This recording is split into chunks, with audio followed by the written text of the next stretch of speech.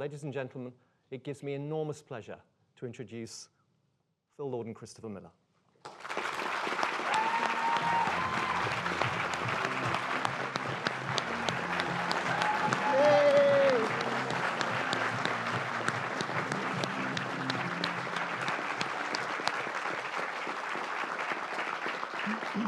It's too much. It's too much. Hi. Hello, London. Do we have a title? Yeah, let's do it. There it is. This feels crazy. It feels crazy to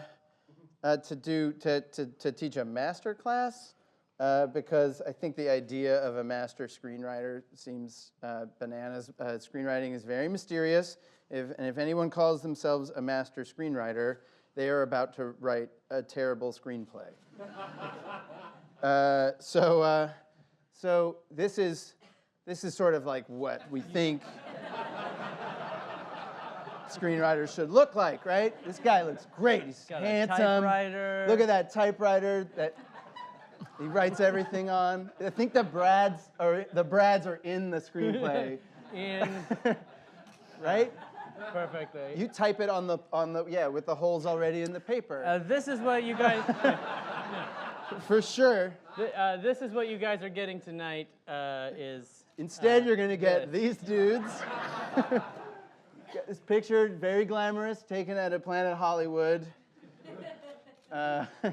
with like the 8th build star of Cloudy with a Chance of Meatballs. And so we retitled this. We were gonna ask an audience poll, which is how many of you sing and dance? Raise your hand. Show of hands. Okay, that's not great. It is a fairly anemic response. Not great. Okay. Good to know. Okay. Noted. We'll put that in the data bank. Go ahead. So we now are going to retitle this thing, which is called Chris and Phil's BAFTA Non-Master Class Regarding Writing Things Down for Money, A Rope of Sand, which was a title that I took a challenge in university to title all of my school papers, something, A Rope of Sand, and I did. And it always works, guys. It can work in any situation. It's always, there's some tenuous connection that you're making. It's still going strong, too. That's right. We tried to put this thing on the end of the Lego movie, but it didn't. Did not work. The marketing department frowned upon it. Anyway. Apologies. So, back to the idea of singing and dancing. Do you feel like it was because the slide was in the wrong order? Quite That's possibly. What happened? Got it. Quite possible. Anyway, the point is that you ask a bunch of year 2 students how many of you sing and dance, and everybody raises their hand. And you ask anybody 17 and older, and very few people, some drama geeks, will raise their hand. And when we started working on the Lego movie, this was a major question that we were asking, which is what happens between the age of 7 and 17? Is it that you get super duper, you learn how to be embarrassed, right? When you're like 4 years old, you don't know what that is. But by the time you like get to be 10 or 11, like you start to understand the social implications of telling a joke that doesn't land or having an idea that other people don't like. And the other thing that happens is you start to learn about the classics. You start to learn about masterpieces, and then you go from like this, like thinking that like anyone can be creative, to thinking that like creative people like have to look real handsome and be really good at what they do. And we are here to dispel that myth if it hasn't already been dispelled by just our faces and general demeanor and lack of preparation. We're trying to demystify the idea of an artistic genius. The only geniuses that we know are people who really, really work really hard, work their butts off, and try and make things better over and over and over again. So we are going to endeavor to teach you essentially everything that we know in less than an hour, which is very sad. We've been working together for almost 20 years, and this is all we have to show for it. Okay, so we're going to show you a few things, but just about everything we know. Number 1, make the stage directions very short. You want a lot of white space on the page. It makes these people are reading scripts. They're reading sometimes 5 in a weekend. You want them to read it in 40 minutes. The reading experience is very important. The second thing. Thank you very much. That's it. That's all we have.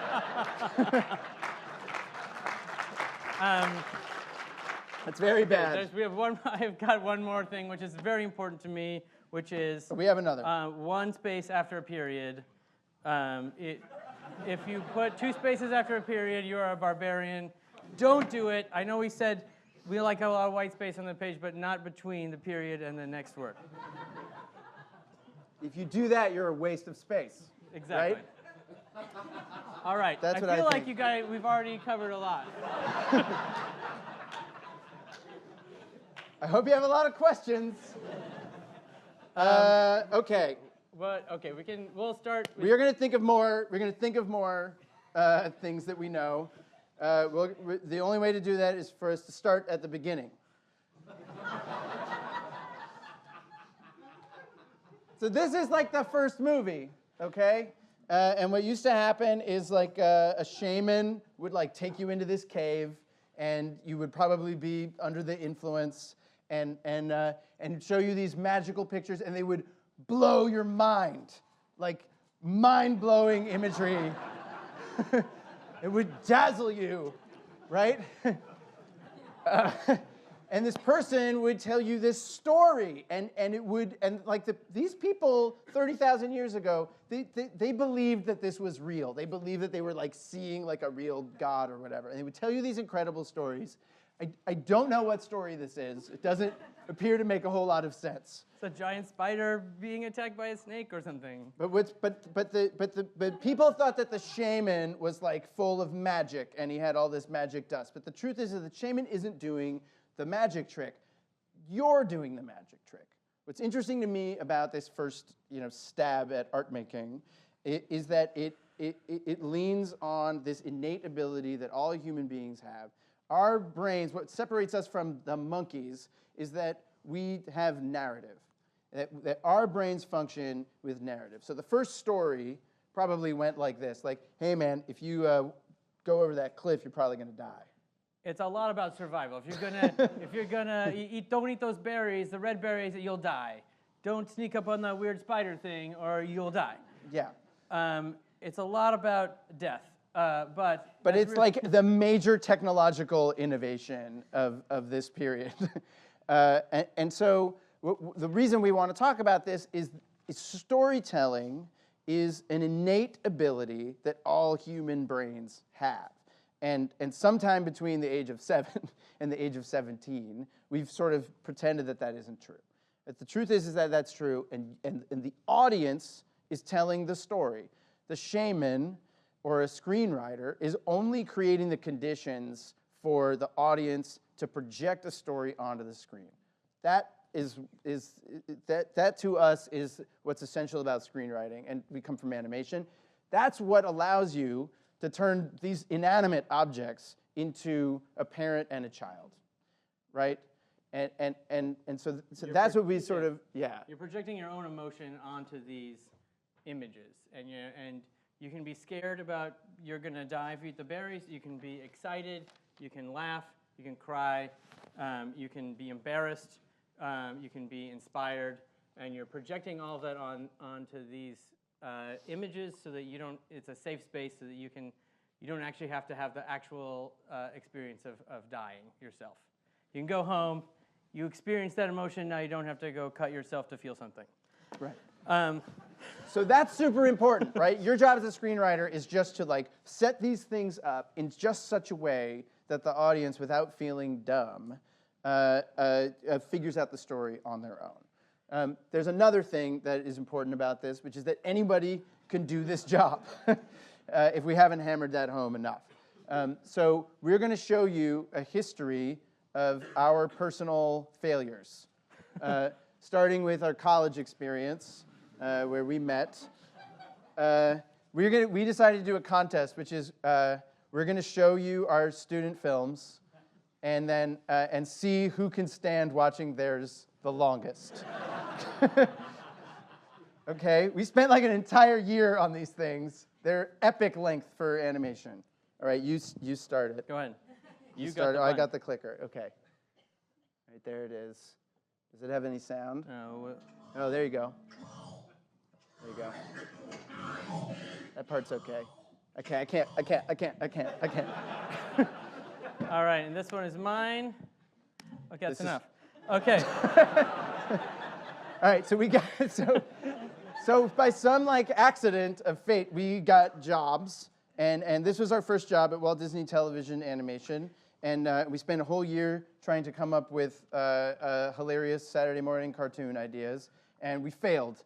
And Nothing. The only thing that ever came out of it was this 90-second short, which was ostensibly supposed to be educational content that was legally required by the network to show on television. And this never aired because it was not educational enough.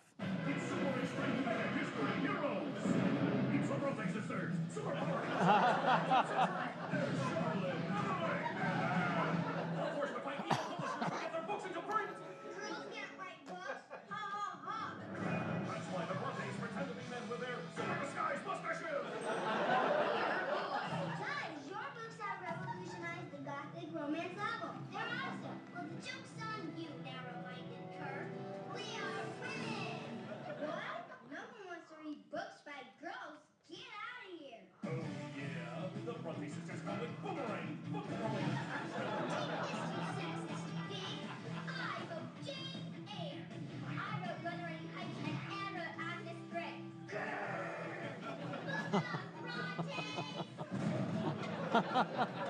Look, there's more of them. You'll never get into this club, Bronte. Bronte sisters.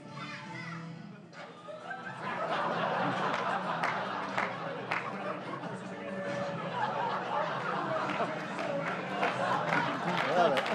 There you go.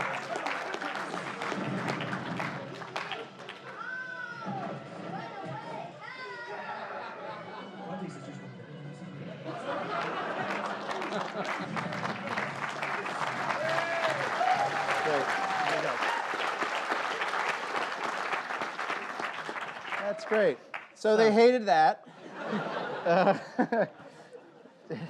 no commercial value whatsoever, or educational value. So then we started working on a number of failed sitcoms. Each one got canceled, sometimes before we even finished writing. Right, we wrote a pilot that got canceled before we finished the first act. And then we made this crazy show called Clone High, which was about clones of historical figures who go to school together and date and stuff, like Abraham Lincoln and Joan of Arc and Cleopatra and whatnot. And there was also this character who was like the clone of Gandhi. And we love this character because he was like, there was so much pressure to live up to like the great original Gandhi that he kind of just like flamed out and tried to become this aspirant party animal, which didn't go over very well in the country of India.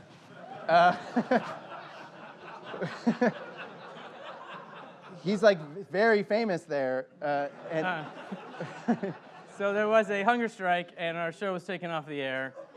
Another failure. that's failure number 5. Then This we- is failure some number more. 4, 5, and 6. And then this is, I think this is our, Yeah. so this is an illustration of the fact that there's no overnight success. And one of our favorite animation directors is Chuck Jones. And Chuck Jones went to CalArts before it was called CalArts. And he had a drawing teacher that said, all of you have 10,000 bad drawings inside of you. And you need to get them out as fast as possible. Which is basically that I think especially young artists need to be very prolific. You need to make things and not be so precious about whether they're any good or not. Because I have a secret for you. They're not good. They're flawed, and you need to find out what the flaws are as fast as possible. So anyone can do this job. Failure is inevitable. Don't worry about it so much. So Then we went to work on How I Met Your Mother. It was not a failure. not a failure. So we quit that job to go make this movie called Clyde with a Chance of Meatballs. This is the perfect Hollywood movie because It's filled with incredible set pieces and has no story or characters.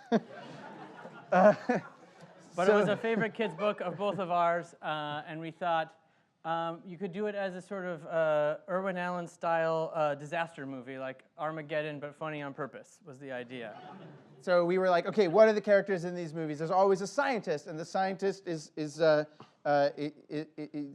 scientist is always tortured and nobody ever listens to him. So wouldn't it be neat to tell a story about him? So we started developing this character of Flint Lockwood, and the idea was he was a genius scientist who worked for NASA, and he had gone up into outer space to deploy this machine that was going to cure the world of hunger. And instead, it messes up and gives everybody the hiccups. And when he gets back down to Earth, he's a pariah, and nobody wants to hang out with him. He grows a huge beard and rolls around in a taco truck for years trying to fix this machine from the ground. And we created this character that had kind of a big chip on his shoulder and was obsessed with getting back on top and was kind of unlikable. And so we were fired about a year after starting to work on the screenplay. And the people who fired us then took our script and took out all of the jokes and left all of the gaping story flaws that were in our original script, exposing. And then they got fired. So our screenplay got 2 people fired, 2 sets of people fired, 4 people lost their jobs as a result. Strangely enough, they took the guys that got 4 people fired and they decided to hire them back again and promote them, in fact, and say, why don't you guys come on and direct the movie? So we got hired to direct a movie that wasn't any good because we had done a bad job writing it. And so the thing that we did, the very first act of our directorial career was to throw out our own screenplay and start fresh. And one of the things that happens when you go onto a movie when it's in the middle of production is people are super suspicious of you, and they all had all of their own ideas about what the movie should be, and some of the folks got passed over for the directing job, and so it was a pretty hostile environment, and we panicked. They had this big meeting. They put everyone in a room, and they said, Lord and Miller, how are you going to fix the movie? And we're kind of like, it's our first day. We don't have our ID cards yet, man. And then we panicked, and we basically said, well, what do you guys think? And even though we didn't know it at the time, that turned out to be a very important day because instead of us trying to dictate to everybody what we thought the movie needed to be, we started listening. And that allowed all these folks on the crew who were really smart and great filmmakers unto themselves to tell us what they thought and to get all of their ideas onto the table. It was really eye-opening for us because even though it's frustrating to hear people critique your own work, it was really healthy, and we learned a lot about the shortcomings of the movie and how it could be better. So that kind of unlikable character with a chip on his shoulder that we started with turned into more of the movie became about a gifted child in a small town that didn't have anybody to connect with. But it still wasn't engaging. It was lots of jokes. It was funny, but it wasn't. Nobody cared. So we were almost refired. And so then we asked the chairman of the studio, "What do you want?" And she said, "I want a story." And we learned our second lesson on this movie, which is that movies are not about a person. They're about a relationship. All of them are about a relationship. And there's some central relationship in every movie. And that's what stories are. So we had this peculiar situation where we had spent so much money on the movie that everybody hated that they couldn't stop it. They realized that they would lose more money by shutting it down, and then they would be blamed than they would if they let us finish the movie, and then they could blame us. So they let us finish the movie. It was the most pathetic green light in the history of cinema. But we weren't allowed to sort of build any more assets. We had built all these assets for one movie, which didn't work. And then they said, okay, you have all these parts, and now you have to make a new story out of it. It was sort of like the old studio system when they would say, we got Douglas Fairbanks and a pirate ship. We need to make a pirate picture next week. write us a script. Right. And so that's what we ended up doing. So we had this character named, we just called him Tackle Shop Tim, and he was kind of like way, way, way down on the call sheet. He was like the 20th lead or something like There that. was a scene where Flint had to go into the tackle shop to get 100,000 feet of fishing line for a project that he was doing. And it was like the only scene anybody liked because it was a really clear relationship. He walks in and there's like fishing line everywhere. And he walks up to this guy and is like, I'd like to buy 1 million feet of fishing line or something like that. And it cracked everybody up. And we said, what if this guy was Flint Lockwood's father? And so we took our stock players and like made the movie about this relationship. That Flint Lockwood was trying to make this invention in order to get the attention of his dad.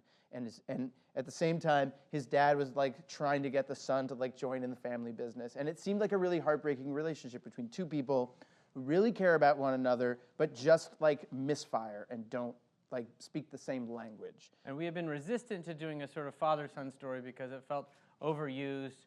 We've seen that storyline a million times. But the reason why it's overused is because it's really elemental. It's an experience, parent-child relationships are experience that everyone has that's happened throughout human history. And your monkey 30,000-year-old caveman brain understands that.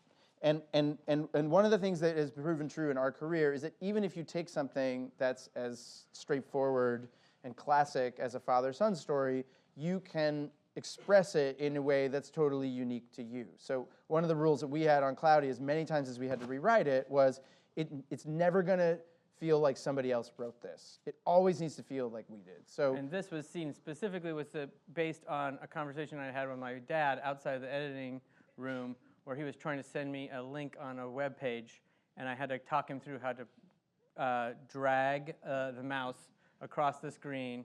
Because he was like, I want to send you this website, but it's got too many numbers and letters in it. And I was like, well, just click on the website and send it to me. He's like, it goes beyond the edge of the screen. You're like, well, you can just drag the mouse across. And it was 20 minutes of getting him to send me this link to a web page. And so then we put it in the movie. so that then like the most unlikely thing happens in the movie, which is that Flint's dad winds up giving him like the very pep talk that he needs to go and save the day at the end. And one of the things that was really fun for us is this monkey thought translator is the thing that, while it turned out to be at the start of the movie, it's the thing that drives his dad crazy. At the end, it's the thing that's able to translate the ideas of his dad into loving thoughts that his son is dying to hear.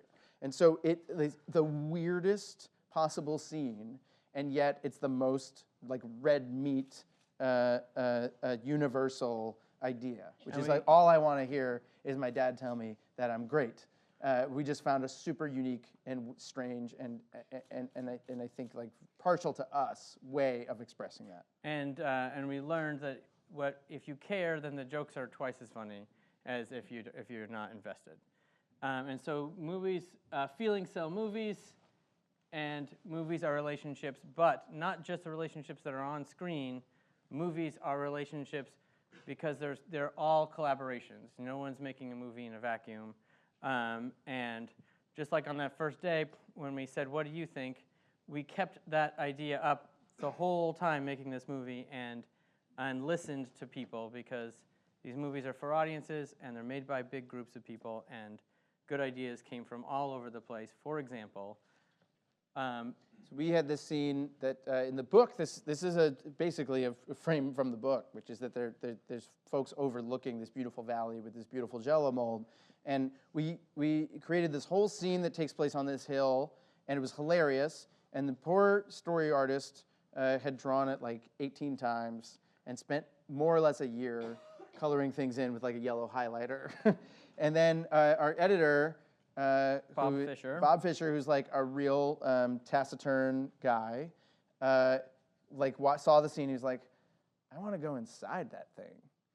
And we were like, what happened to Bob? And he said, and so he wanted to go inside the thing, and we were all like slapped ourselves in the forehead and said, that is a great idea. By the way, it created the most complex computer animated set in the history of mankind. But it was worth it because the scene, it totally transformed the scene. we got to like deliver on this thought that like Flint was going to charm this woman that he cared about by showing her something she'd never seen before and connecting with her, with this like spectacular environment, and it just makes the movie, and it's just another example of how if you're open to what someone else thinks and you listen carefully, you can take something and continue to make it your own. Oh, this is something we're very proud of. At the beginning of that movie, that's what it says. Right. So at the beginning of Cloudy, we like changed the stage. We changed the opening so that it had this crazy possessory credit, because we really felt like, and we have on all of our films, that the movie's really written by everybody and created by everybody in concert, and it's a pretty messy process, but it sort of yields the most universal result. It's that thing where like the audience is telling the story, the movie is kind of slowly telling you what it wants to be. It's revealing itself to you like a sculpture or something. And then it makes you seem like a genius masterclass giving type of person, but in reality, it's just rewriting and listening and being open to good ideas and then working on it over and over and over again in a collaborative manner. And collaboration is something that is extra part of our everyday life, because we have this partnership where we collaborate on everything. And basically all we do is make movies about it. That's, so we're gonna show you a scene from Clone High. In which Gandhi enlists the help of George Washington Carver to make a film called Black and Tan. That Gandhi wrote. Yes, about cops. About cops. I can't remember. There's like a really good tagline, but I don't remember it right now. Anyway, so here is this scene, which is, I would say, not the best collaboration. Yeah.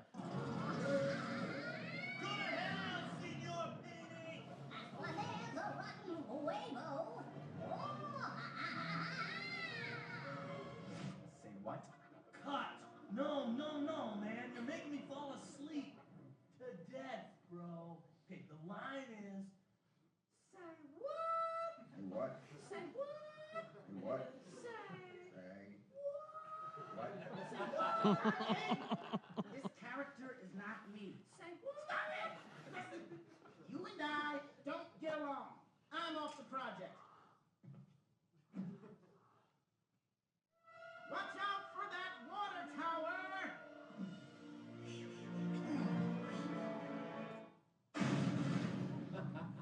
Wow, G-Dub. You saved my life. Hey, man, would you stay if I rewrote your character? No. I'll rewrite it. My way. Say Anyway, pretty dorky.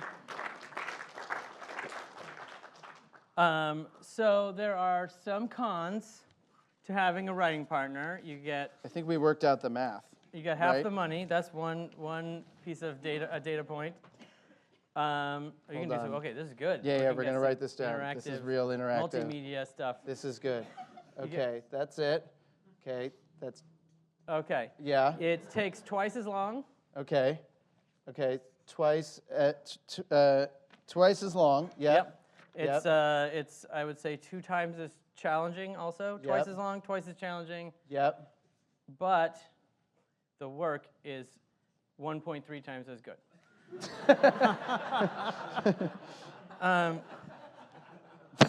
So it's all worth it. Yeah. That's good math. That makes sense. That's good. The point, there's a lot of benefits because much like, you have to collaborate with your entire crew when you're making a movie, and you have to collaborate with the studio and producers when you're writing a movie. You're going to have to collaborate. You're going to have to defend your ideas at some point.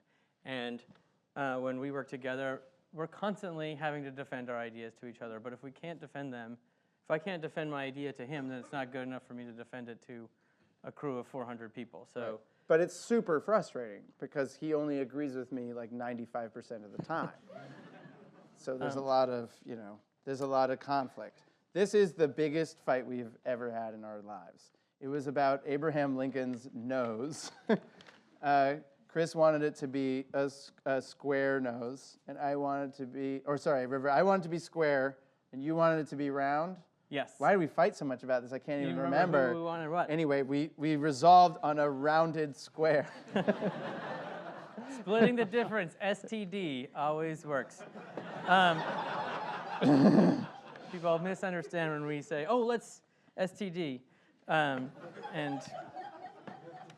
So Anyway, so they're pros. they're pros. Yeah, so people ask us, how do we work together as a team, and this is So why. we thought we would set up this this place as kind of a writer's office. In the words of Montel Jordan, this is how we do it.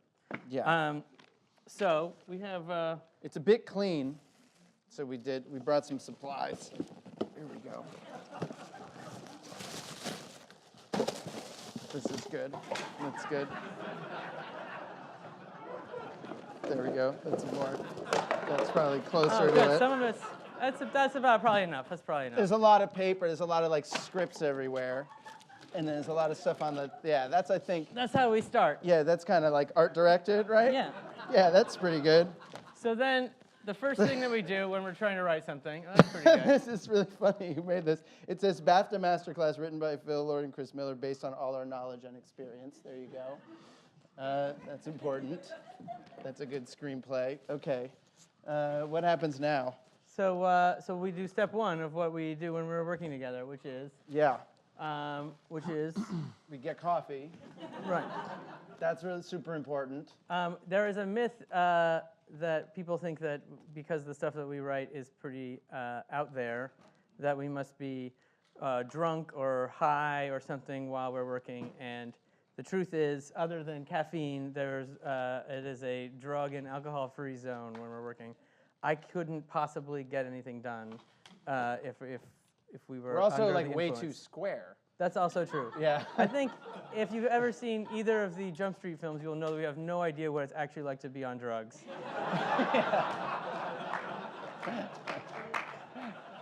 That's exactly true. But coffee is great. It's full of antioxidants. The Enlightenment, that wouldn't have happened without coffee and different coffee shops, so that's very important. Then you gotta get down to business, okay? Step 2 is procrastinate. And we've tried to eliminate this from our routine, but no matter what, it takes like 20 minutes just to sort of get in the zone, whether we're talking about what crazy thing Donald Trump said yesterday, or what our favorite Pringles flavor is, which was asked to us over the internet. Mine is chemical potato. It starts the process of batting ideas around, getting loosened up, and getting into a more open mode of creativity, which is, if you've ever heard John Cleese talk about creativity, he describes there as an open mode and a closed mode.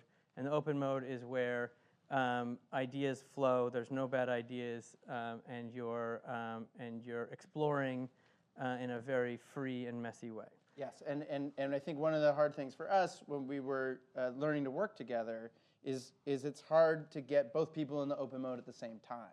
Because what happens is like he starts pitching something and I go, well, let me try to evaluate that. Eventually you learn that in order to work better, you both need to be in the open mode at the same time. You both just have to commit to the fact that like we're not committing to anything right now. We're just gonna like chase this weird idea. You know, I don't know, I had this idea about like office supplies who go to school, right? And And I'll say, okay, all right, well, that's a good idea. Or maybe it's like, if it's office supplies that go to an office because they're in office supplies, maybe you can that have makes like more sense. Okay, that's good. Maybe they hang out in this like supply closet and there's like a Post-it that like, you know, like he's like shedding or something like that. And there's a stapler, that's the boss, and he'll.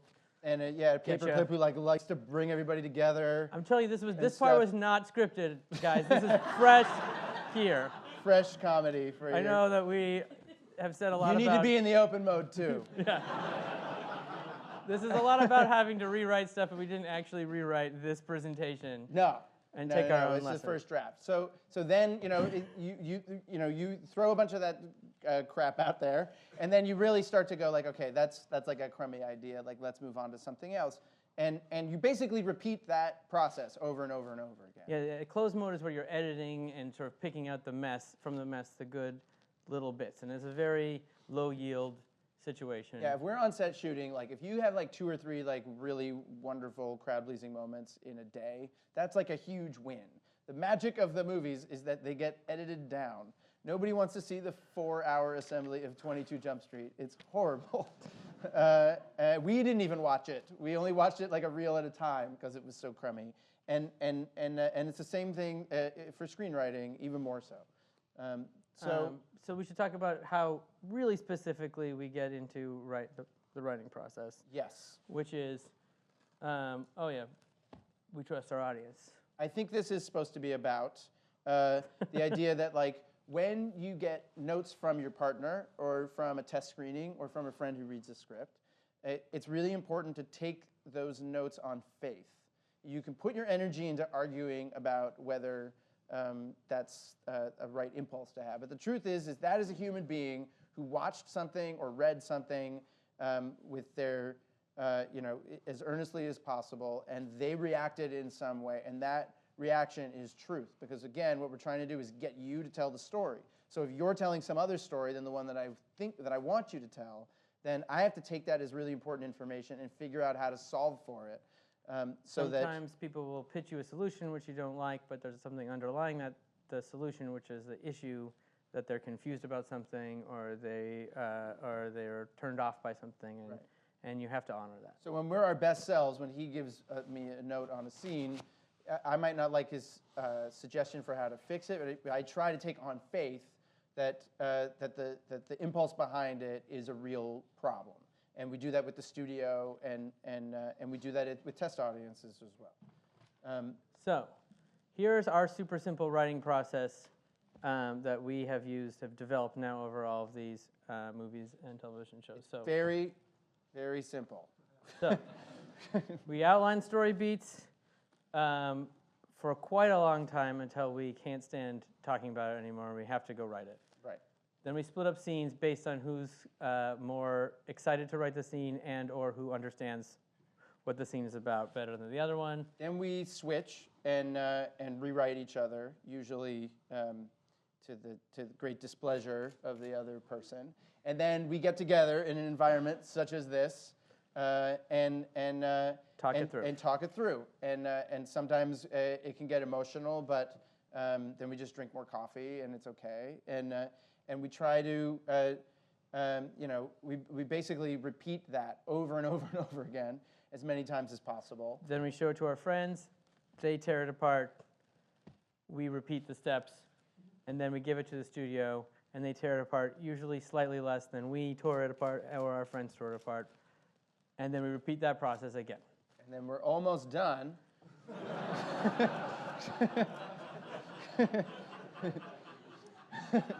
So we do that some more, right? And then we'll like do a table read, and we'll have it, and we'll bring a bunch of actors in, and they'll say a bunch of stuff out loud. And when you hear it out loud, it's you so realize embarrassing. It's terrible. I cannot tell you. We've also, we had to do a bunch of auditions for the movie we're making right now, and we wrote these scenes. I can't tell you how embarrassing it is to hear somebody say something out loud 500 times.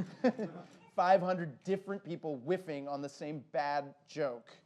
It's dehumanizing, is what it is. Anyway, then we go to shoot the movie, and we're still rewriting on the day, realizing that the situation needs some adjustment, and then we edit it together, and we realize it still needs some more adjustment, and then we record ADR, and then we finally pass out in a shivering lump.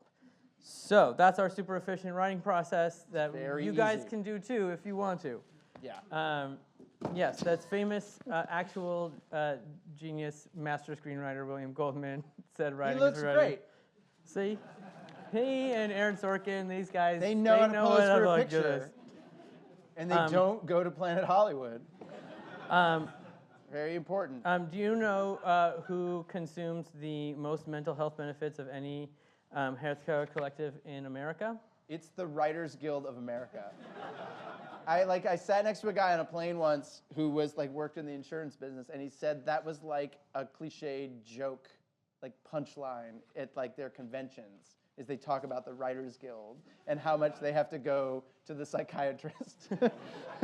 And this is the reason writing is rewriting. It's this agonizing process. And everybody I've known that has made works that are great all share in common a sort of obsessive, neurotic desire to make it better, even when it's already good. And if I hear somebody say, oh, I'm really excited about my screenplay, I think it's really great, I'm super happy with it, I have a bias where I think your screenplay is terrible and this is bad. Because the closest I've ever come to saying something like that was like, well, it's on its way. That means like you think you're going to win an Oscar. Yeah. Yeah. I'm like, slow down, buddy. Don't get too big for your britches. So we are very obsessive and never happy and never satisfied. So it's super We're fun. telling you that anyone can do this job, but don't do this job. It's total misery. If you can do anything else, we don't have any other skills, so we're stuck. So once we get into these scenes, like when we're talking about them together, we're asking ourselves a million questions about like, is this scene necessary? Does the story work without it? Is there a way to tell this story more efficiently? I wish I liked this character more. Like, I feel like this is a stock move. Is there something more specific? Could we observe something about somebody that we know? Oh, this reminds me so much of like my friend's mom, and she has this very specific, human problem. And how could I express that through like Lego Batman or something? And we're constantly going like, does this feel like a generic version of this scene? How can we make it more specific? How can we make it the twist on what you've seen before, but still get to the elemental truth? And the other thing that's really, that we spend a lot of time thinking about is that the undivided attention of human beings is such a precious resource. One of the things that's really special about movies is a lot of times people go into a theater like this and they watch them completely with no other distractions. And if that's going to happen, you need to honor that by trying to present something that's worth going into a theater for. Or to go back to the beginning, Shaman is taking you into a cave 30,000 years ago to give you some kind of insight. And sometimes we fall short, but we're always trying to deliver something that's worth the journey. And you're asking, like, for the character, is this character unique and specific enough? Do I know what this character would do in any situation? Use this thing that, do you guys did the show Cheers ever make it across the pond? Yeah. And so there was an episode of Cheers where Cliff Clavin went on Jeopardy, which was a great quiz show, and it was a great episode, and you automatically knew what was going to happen or what types of things could happen if that character was on Jeopardy. And so there's sort of this test where you can ask yourself, what would this character do if they were on a quiz show? And you think of like Homer Simpson or a character that you know is a really specific character. Yeah, you can write it. Like the character is so clear. You go, oh, I know what Homer would do on Jeopardy and how terrible that would go. But if you have a character, you're like, oh, they'd be pretty good. They'd get some answers right. They probably wouldn't cause any trouble. Then you don't have a specific character that's specific enough. So you're constantly trying to do that. This is important. This is an important step. It's basically just to reiterate that you've got to hate your own work. You have to be your own worst critic, because no one else is going to care as much as you will. And it's that thing of like in the open mode, you need to be as creative and as open-minded as possible. When you're in the closed mode, you really have to like ask yourself, is this good enough? And we never think it's good enough. I don't know what happened to us. Our parents are really nice, but for some reason we aren't ever satisfied. A studio executive once said, the only positive emotion you can feel in this business is relief. So everybody do this job. Yay, screenwriting. So we then took this process and applied it to the movies that we worked on since. So 21 Jump Street, we had this script that we all really liked, but we thought it could be a little bit better. So we convened a big room of all of our friends, and our producer, who's the greatest guy, called us on the phone, screaming, Why are all these writers and directors invited to the table read? Don't you realize they're all going to have ideas? Different ideas. We're like, yes, that was what we hoped for. And Neil's point, and I understand it, is that nobody wants to take something that's pretty good, right? And like turn it into something like considerably worse, right? Well, we do. We're willing to risk that in order because he also said one very smart thing shortly thereafter, which was, "I only have one boss, and that's the movie." And that lets you know that the audience will let you know if it's good or not. And yes, we're kind of wandering around somewhat blindly in the dark, trying to find our way. But you always have the ability to show it to an audience, show it to a friend, show it to somebody that you trust, or put it up in front of a group, and the audience will tell you if it's good or not. And so you can continue to make it better, and see what works and what doesn't. So we. Go on. Wait, no, you got something. No, I got nothing. What was that Nothing. finger about? I was like, you go. It's You all go? you. Oh, it was a finger of encouragement. did it. I feel it now. I feel it. So the Lego Movie, it started out much differently than how it turned out, and we're going to show you a lost clip, and we should probably jump right into it, right? Yes. Basically, our original draft of the screenplay was Emmett was not had a mom who was a secret master builder, and The idea was he was raised by master builders, and because of their like autocratic society that they lived in, they hid Emmett's abilities and told him that he was a normal person so that he would be safe. And so one day he built something crazy and then got thrown in jail. So here is that clip, I think.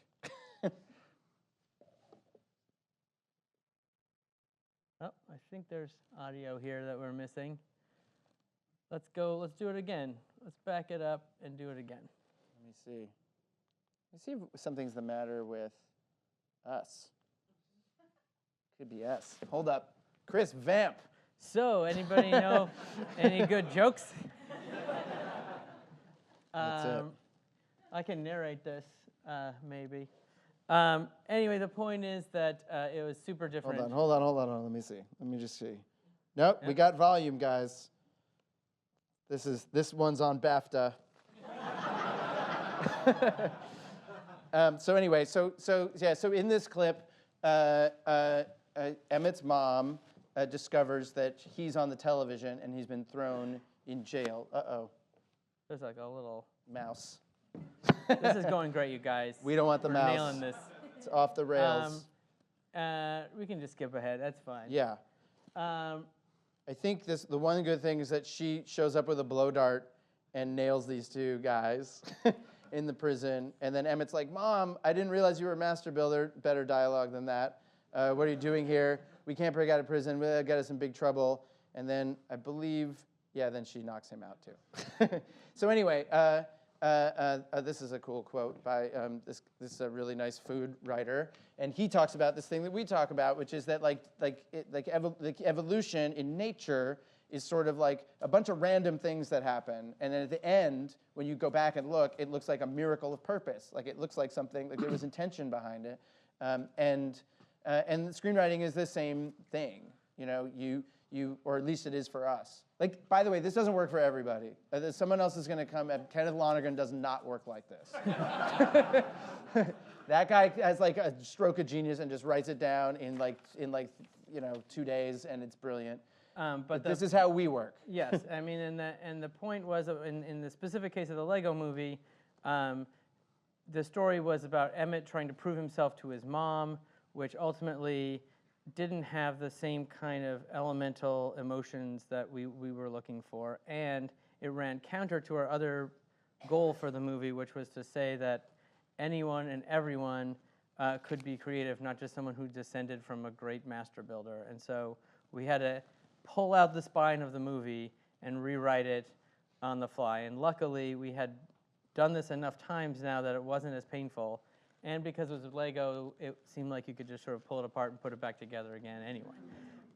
And ultimately, with the help of many people, and rewriting and rewriting and rewriting and getting great contributions from our entire crew. We were able to put it together in a way that was much more satisfying and much more emotional and ultimately much funnier.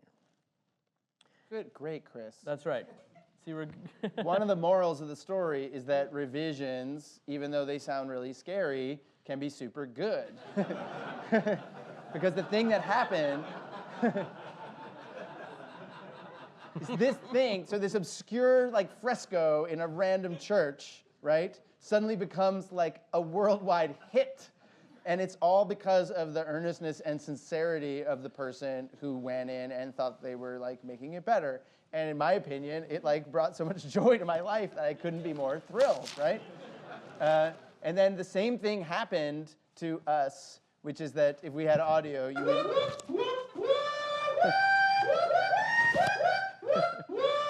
What?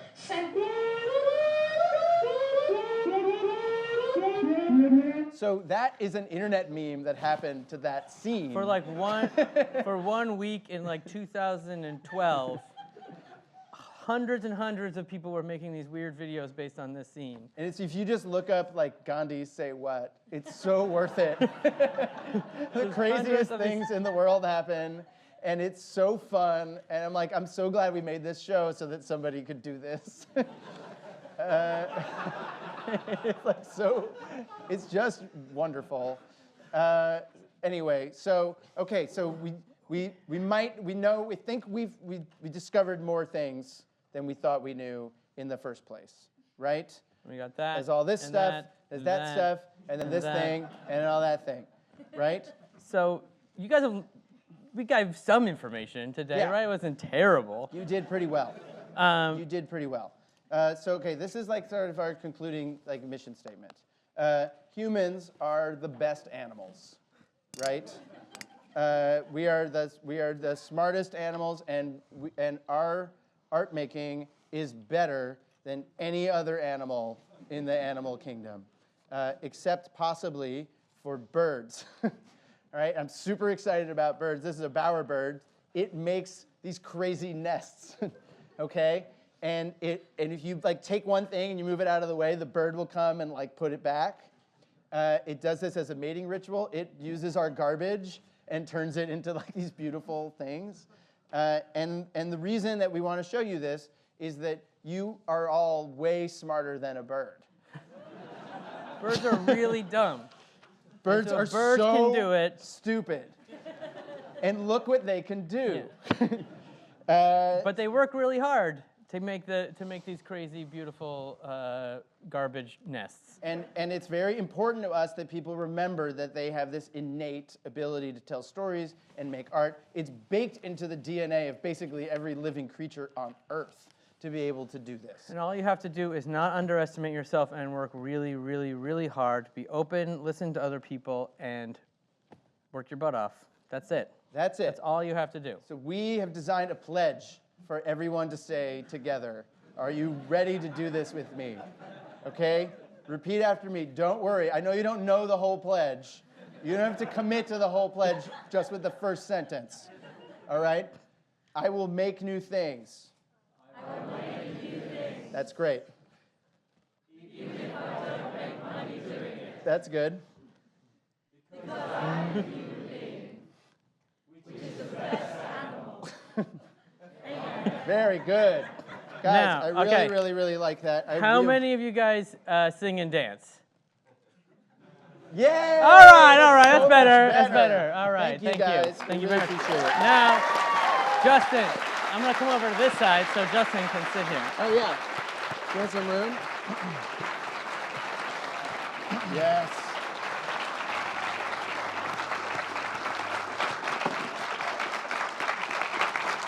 Look at that.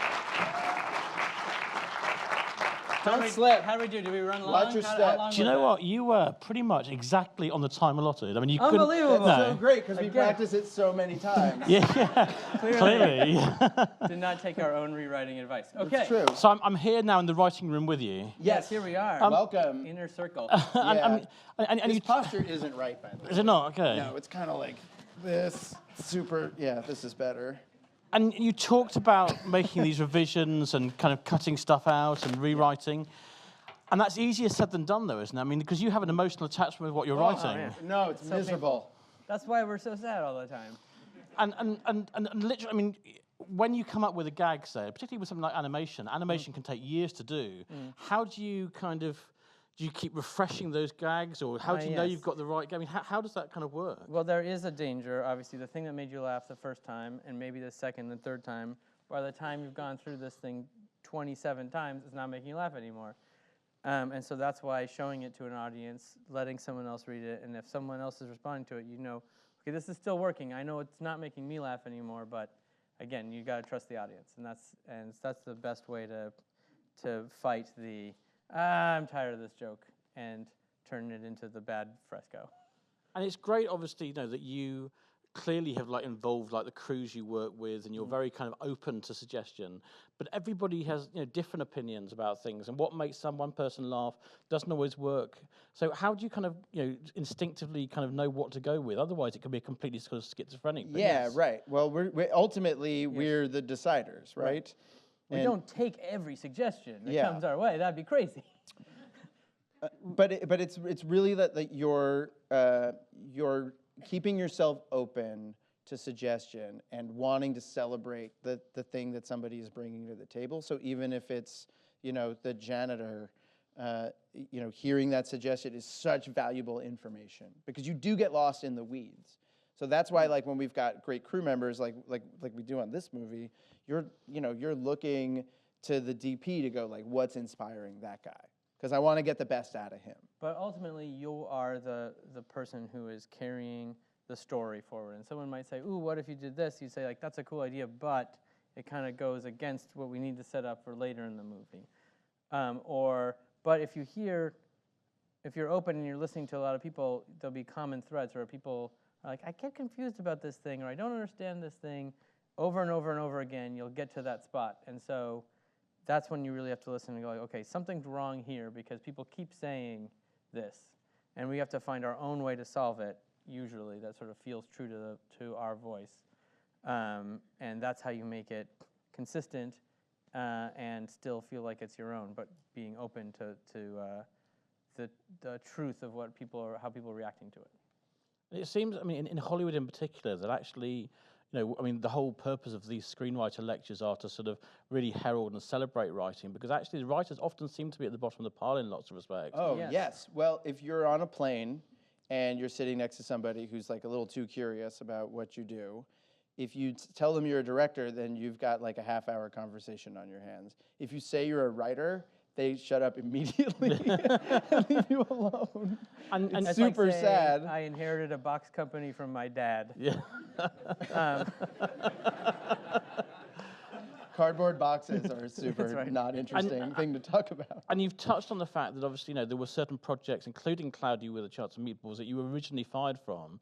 But is that, I mean, especially when you're sort of at the start of your career, is that always a kind of worry that you've got this kind of slightly kind of precarious sort of, Yes. you know? Yeah, and I think it's a real hazard, because the minute the turning point on Cloudy was when we decided that we were so miserable we wanted to quit. And then we called our lawyer and we said, we want to leave the movie. We don't think we can make a good movie. And he said, don't quit. Get fired. Yeah. You get 6 months pay if you get fired. We're like, that's brilliant. So we're just going to like make the movie we want until somebody tells us to stop. And they never did. Right. And we were like, please, if you don't like this, fire us. Please fire us. We're dying. Because not all notes are good, and sometimes notes are being given not from a genuine reaction to a script, but from a sort of fear-based place, or something that is not, I'm reading this and I like this and I don't like this and I'm confused about this. It's from something totally different. Or someone has their own idea that doesn't quite fit with what you're trying to do, and you shouldn't try and do every single note, because it's not healthy. But there's oftentimes good thoughts in there, especially if it's coming from a sincere, genuine place. And there are times where there'll be somebody who came up with the initial idea for a film who leaves very early on, but they kind of keep the credit. I mean, I don't really understand how the writer's credit thing works, because there can be, I mean, literally dozens of writers sometimes on films by the time it's gone from one bit to the end. Yeah, it's and very you can game complicated. it too. like if you really care about that stuff, change all the character names. That's super important. And if you want to your own steal credit identity from on. somebody else, Yeah. You know, we have the opposite point of view, which is kind of like, especially when you're directing a movie, like you've got plenty of credit. You know, like you don't need to like gobble up other people's necessarily. And as directors and producers, which obviously because you're juggling a lot, when it's a project that you haven't written, how do you kind of treat the writers in terms of, I mean, do you invite them to your set? Or, you know? Terribly. You have no I mean, respect. there's like when we're our best selves, we try to be as inclusive as possible. You know, I think one of the hazards of writing on a project that we're producing is that we're probably more opinionated than most about what the writing needs to be, right? Definitely. Yeah. Yeah, and so, but I've been on the other side and are still constantly on the other side. So we, you know, we're approaching movies as writers first. So we're very obviously involved in the screenplays for every movie that we're involved in, whether we're producing it or directing it, and have a lot of very strong opinions. But we speak the language of writers, so it's coming from a place of mutual respect, and we're working with people that we love and admire. Right now, we're working with, you know, Larry Kasdan, who's once William Goldman dies, will be the greatest living screenwriter. Yeah. So you work with the second Yes, greatest living exactly. screen- So, you know, it's amazing to work with really talented people, and we are taking a current masterclass in screenwriting from him, because his style is very different from ours. He doesn't work this way at all. Right. You know, he's like, I write it once and I'm good. Right. And we You have know, which is great. It's a great luxury if you can do it that way. and we're much messier and sloppier, and we work where we're way too verbose, and then we break it down and cook it down like a roux into something more concentrated. And he has an ability to be succinct and get the point across much more efficiently than we can do out of the gate, which has been a great example for us to take. Yeah. And bearing in mind that your approach has been so kind of open and collaborative until now, and obviously you've talked about, obviously when you work in a studio and there's a lot of money at stake, you know, you've talked about test audiences and the studio execs and the producers, but is there almost a danger that if you become too successful, you're going to stop getting that? Yeah, and matter of fact, these days, I don't know that it's because we're successful, but these days we tend to be harder on the material than anybody else. So we used to have arguments with the studio. We were like, you guys have to stop giving us notes. Like, the movie's good. Like, please leave us alone. And now we have arguments, like just the other day, like, the movie's not good enough. Like, what do you guys do? You can't just finish it. Like, you can't be satisfied with just this good test. Like, it can be like 30% better, and it's going to mean a lot to the bottom line if you do that. And there's like the Lego Movie got a lot better in the last 6 weeks. You know, it got a lot better during the mix. And it's because when everybody else was like pretty satisfied, we were like, that joke still bums me out. Like, can we loop something in there? This like action sequence is kind of unclear. I think it might be because there's like too much sound going on. Maybe we can strip some of that out. I mean, you just never stop.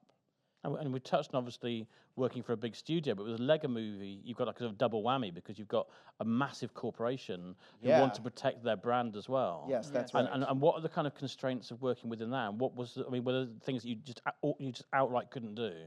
Well, you know, We couldn't do the Clockwork Orange Yes. indoctrination. there was a scene in which Emmett had been captured, and then they peeled his eyes open and made him watch a Clockwork Orange type of video. Like a bunch of boring things, that they right? thought was A, too disturbing, and B, like a reference to an R-rated movie that they did not think was appropriate. For the most part, we had a lot of latitude, don't you think? Yeah, we like, totally tricked them for sure. yeah. No, it was great. But we love that, like what that brand stands for. You know, like it's about ingenuity and creativity and like flexibility and things that last. Yeah. And you know, like how could you not get inspired by that? And the fact that it's so democratic, that people make their own weird little films out of those bricks in their basement. And that's the kind of movie we wanted to make. And were the things that you learned from making the first movie that you've been able to use when it's come to the second movie? Well, you mean the Lego In movie terms sequel? of Lego, yeah. Yeah, well, the trick on that one is that it was a movie about originality, and then now you have to make a sequel to that movie about originality, and it's super hard. Yeah. And we already did our one trick in the Jump Street sequel. Of like doing the same thing again and being like, oh, Yeah, like it's- doing a sequel about how dumb an idea it is to make a sequel. So that's finished. And so we actually had to make a movie that was good. But it was really hard, like figuring out a storyline that was just as surprising and just as challenging, and made the Lego Corporation people just as nervous as. Yeah, that was as the literally first the one. goal. That we were like, oh, we have this opportunity to make a sequel to like a big hit movie, and the tendency is to just try to repeat the success of the past. And we thought that it won't be any fun if we don't use it as an opportunity to take a huge risk. So let's do something that no one's expecting, and hopefully that will come to pass. But the script that we wrote, I think, is scary and like really Yeah. hard to make. Yeah. And in writing terms, the difference between live action and animation is considerable, really, in the sense that when you're making a live action film, more often than not, you make the film, and a lot of it comes together in the editing, but you're kind of doing it in reverse in animation. You're kind of almost editing before you go on to make the film. That's it. You make the movie backwards, right? But you edit it, and then you shoot it, and then at the very, very, very end of the process, you finish the screenplay.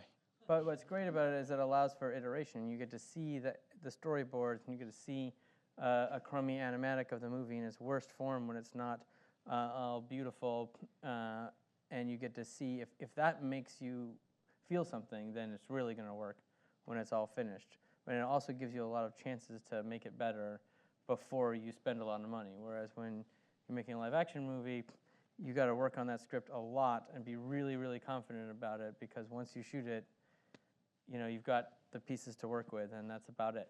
I mean, you talked about 22 Jump Street, I think, having a lot of material. Is that because a lot of it was improvised as well, or was it, yeah? Yes, and also because we are nervous, obsessive humans, as we said before, and we like to cover ourselves and protect ourselves, and we're not sure how the feeling of the flow of the movie is going to need, and so sometimes you'll do a scene and you'll be like, well, let's do one where they're kind of less angry at each other. This was kind of harsh, so let's do a sweetie pie version of the scene, and now let's do one where it's really, really angry at each other, so that we can, in edit, have some options and find a balance. Especially in comedy, you just don't know what's going to work, and so you try to get as many at bats as you possibly can, and you also don't know like if you're going to have to cut a scene for some reason or another. It never quite comes together, so sometimes you repeat story beats.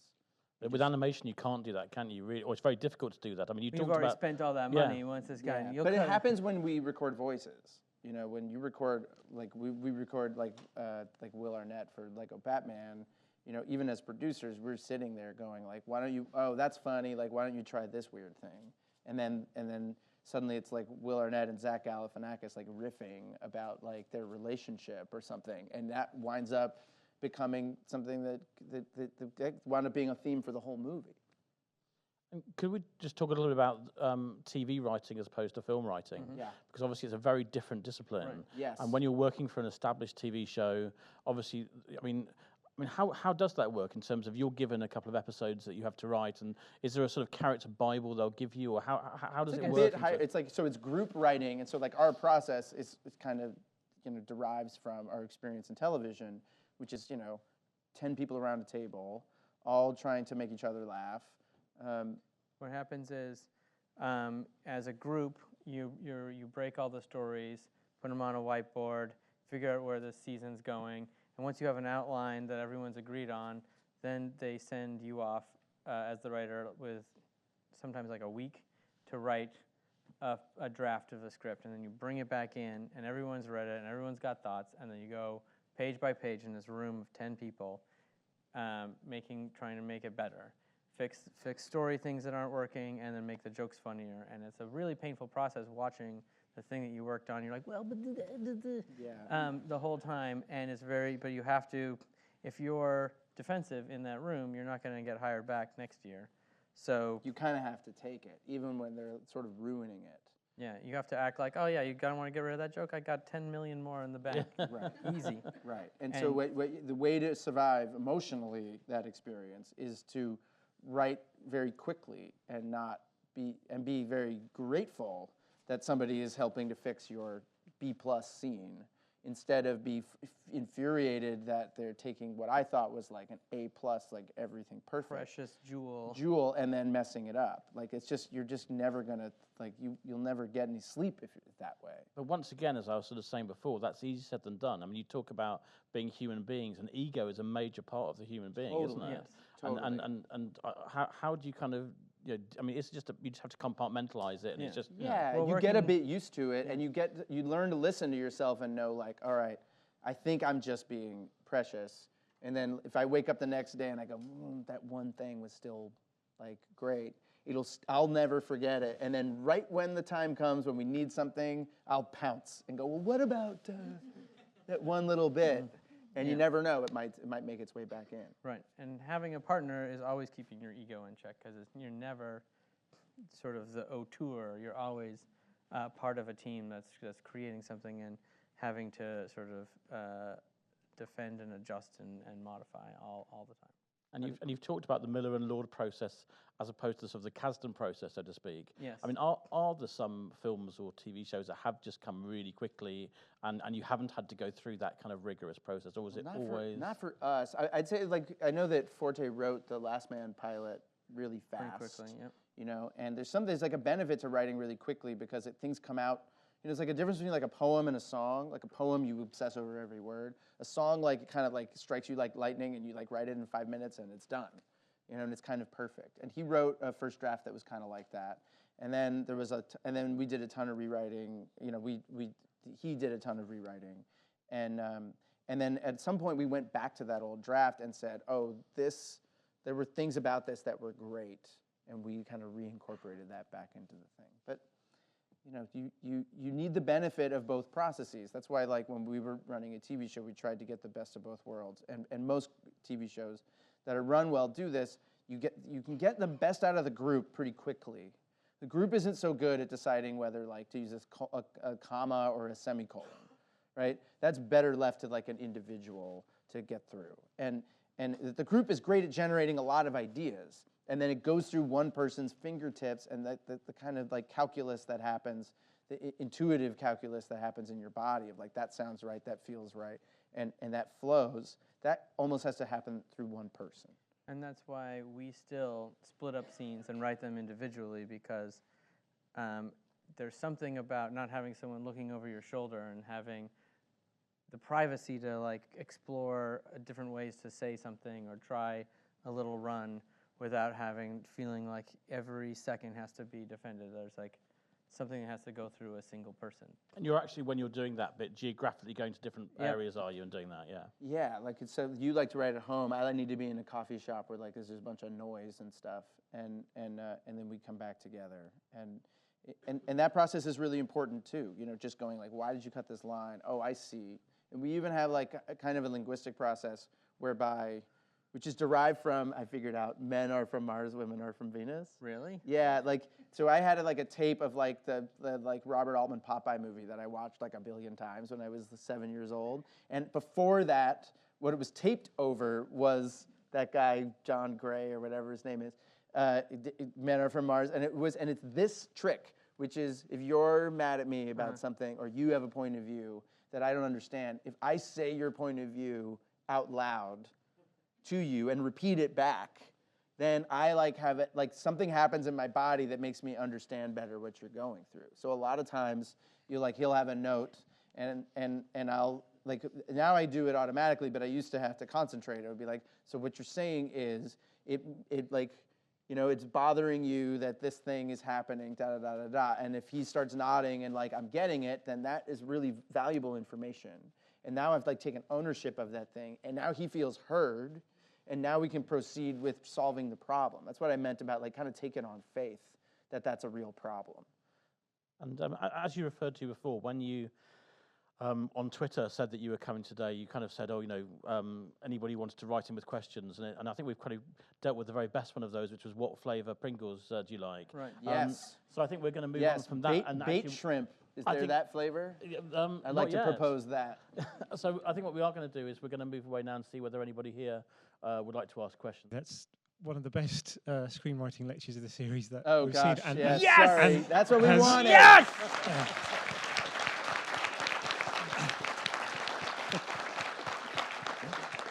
Do we get a BAFTA now? Is that how Here's your BAFTA. Yeah.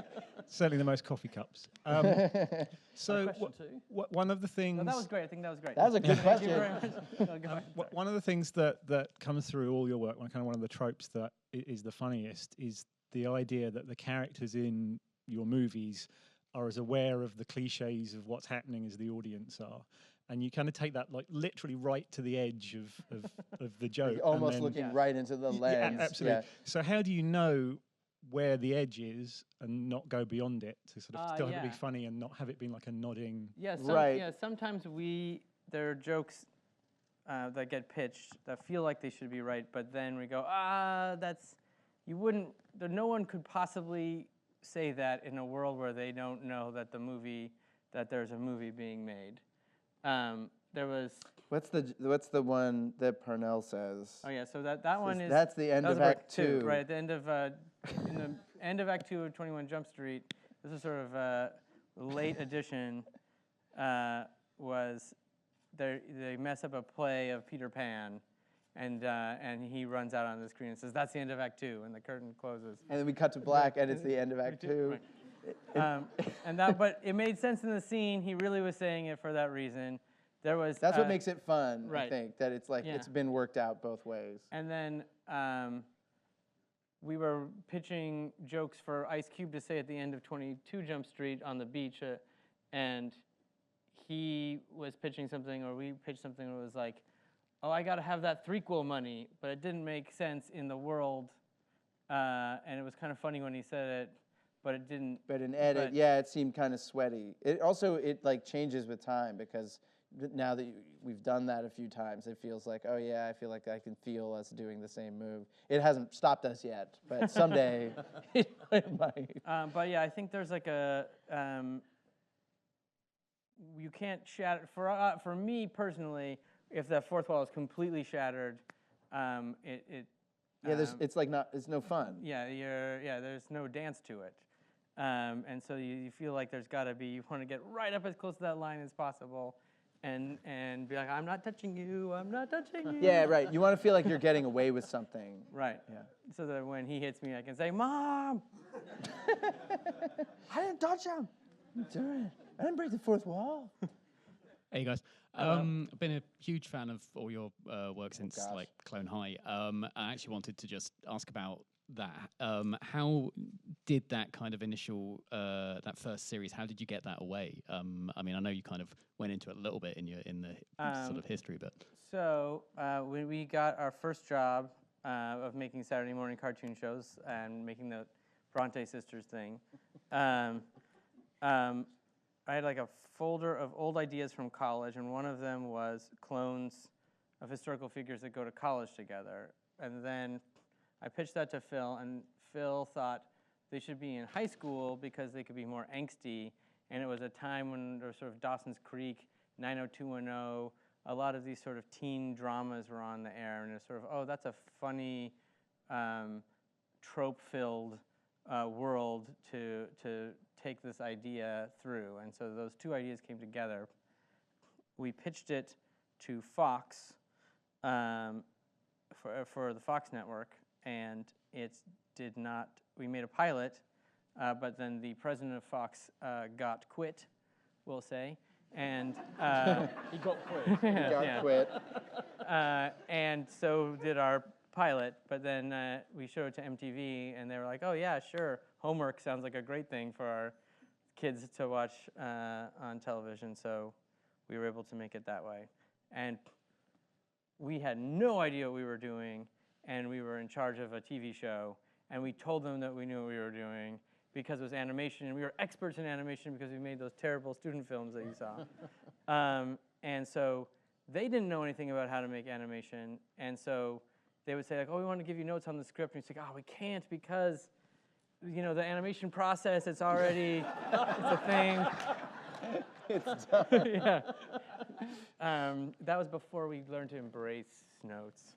Yeah. But that's sort of how that came to be. And we, in over our heads, often wrong, never in doubt. I'd love to see your expanded version of the Bronte Sisters thing in a full-length feature. Of the what? Of the Bronte Sisters that we had. Oh, no, okay. So just- that was, it was going to be, It was a series of historically based action figure there's like a toys, whole Bible that we have somewhere. including the Gutenberg printing press and snow cone machine that made like ink. So, yeah, you would ink pour snow ink into cones. the snow cones, and then the kids would eat it. There's like ink just dripping down their There was a chins. Gandhi one too that was like a pacifist grip Gandhi that latched onto your finger. It didn't hurt, but just sort of stayed there forever. Anyway, they were really fun. Just There was like a He-Man thing. It was Masters of the Harlem Renaissance. And it was, There was a I was really disappointed when we didn't get to we make did them. Mighty Morphin Charles Darwin that evolves. Yeah, before your eyes. Anyway, ask your question. That's a, yeah, that was, I think it was a just- pre-question statement. given the success you're having at the moment, are there any dream projects in the future that you would like to do? You know, like Kubrick had a Napoleon project he'd never made, but is there Right. one Oh, that out there what's you would our, love like, to do? Our, We need one. Like, what's our white whale? our Don Quixote. We've always whatever. wanted to make $1 billion movie. That's right. Yeah. Costs $1 billion. Yeah, it's Has a- featuring like the Beatles catalog. And a 9/10 scale. Of, It's all on water. uh, Yeah, 9/10 Paris. scale model of Paris.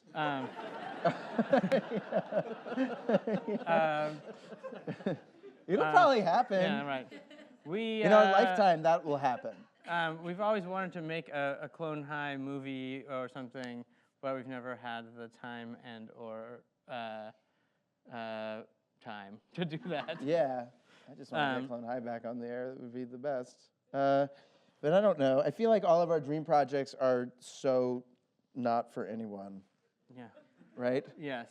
But hopefully we'll. I think we've been doing a lot of movies based on other properties, and I think hopefully in the near future we'll be doing some more original stuff that Right. everyone We will want to. hate, We've and been then we'll trying go to make back the doing most original version of like an adaptation of an existing property we possibly can. But now, I think I would like to do the most generic version of an original idea Now that's a good that we plan. can think of. The parallels to game design, screenwriting, the game design are quite uncanny, actually. And I'm quite curious, what do you personally do in your own time outside screenwriting to keep yourself inspired and to draw any kind of, to help your creative process later on? Because you need to draw from something. Is it hobbies? Is it, what is it? I remember hobbies. Those were fun. Well, I mean, this is really like this is one of the few kinds of things we make time for, is being able to talk to young filmmakers and other people about work, because you almost never get a chance to do that. The movie comes out and then there's some reviews and stuff, but there's very rarely like a real dialogue about cinema. And so like when if I have any spare time, like being on the jury of a film festival or something, if finding a way, even like with BAFTA, like being able to like being feeling like you've got to like watch every movie so that you do a good job voting that year, that being able to watch other people's work and get inspired by it is really, really special. And also going to art museums and absorbing the culture and keeping up with the news and just sort of feeling like you're part of society so that you can, reading articles about things, and then you can, and then every day we're coming in going like, oh, I saw this crazy article about these butterflies that do this weird thing in Guatemala, and we should look at that for an alien for Star Wars. Right. Right. And Or like I heard birds do this crazy thing. Like we try to think about that stuff as much as we possibly can. But I can't remember. And we tell people who are want to be screenwriters or directors that are going into university to study something other than film, because you need to have something to say and to look for to have a point of view about. And so just the more anything that you can soak in, the better. It all comes through. You've talked in the last couple of questions about not having a ton of time at the minute, and it's not that surprising because you have roughly 400 million projects Yes. like in the works at various points, and whether you're producing or writing. How do you deal with moving between them? Do you literally go, right, Monday Star Wars, Tuesday Lego, Wednesday Spider-Man, or No, I don't know if you can tell we're not that organized. I mean, these days it's mostly Star Wars, but like our weekends and some nights we will we get sent things from the Lego people or the TV people or send any of the other things, and we have to compartmentalize it into a very small place because it can bleed in to the rest of the time. But our days now, our work days are almost entirely one thing. But we are spread too thin, and we're doing too many things, and so we're trying to. The idea was that for some some of the projects to like fail and not go forward. Right. And not enough of them did that. So now we're in trouble. All the spaghetti stuck to the wall, you guys. Yeah. It's a big flaw. Don't make such sticky spaghetti if you can avoid it. I would like to be doing a few less things so that we could focus on them more and be more helpful. And so other things, the best thing we've been able to do is hire really good people that we trust to do good work, and then and our dream is to become obsolete on things that we produce, where we are just going yay, and then and get paid for it. That's our dream. We're not there yet, but we are getting there. Yeah. Well, I mean, you're here in London, I know, for a while. You've got Star Wars coming up. You have got multiple projects that we touched on. So really, really grateful that you were here for the final of this year. We feel so lucky to be here. Yeah. And a really, really massive thank you to Phil Lord and Chris Miller. Thank you very much. Thank you guys.